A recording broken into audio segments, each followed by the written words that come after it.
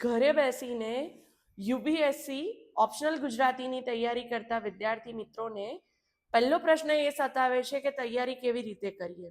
પ્રશ્નનો જવાબ ના મળે એટલે પછી પેપર 2માં જે કૃતિ વિભાગ છે એને પકડે છે ને એક પછી એક કૃતિ વાંચે છે. એ તો વાર્તા વિમર્શ જેવું થયું. પણ મિત્રો, જ્યારે પરીક્ષાની તૈયારી કરે છે, નોટ્સ ઘરે જાતે બનાવી છે, તો સૌથી પહેલા પેપર 1ને કમ્પ્લીટ કરો.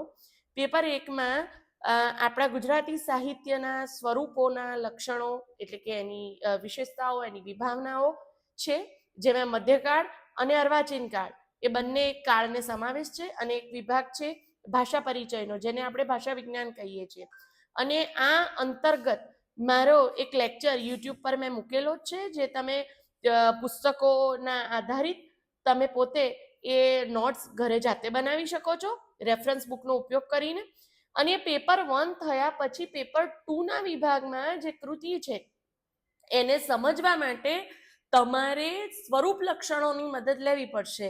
દાખલા તરીકે કોઈ પણ નવલકથા છે, તમારી સરસ્વતીચંદ્ર પાટણની પ્રભુતા, માનવીની ભવાઈ, આ 3 નવલકથા છે, તો નવલકથાના સાહિત્ય સ્વરૂપ આવડશે, એના લક્ષણો આવડશે, તો જ તમે સંશોધન કરી શકશો.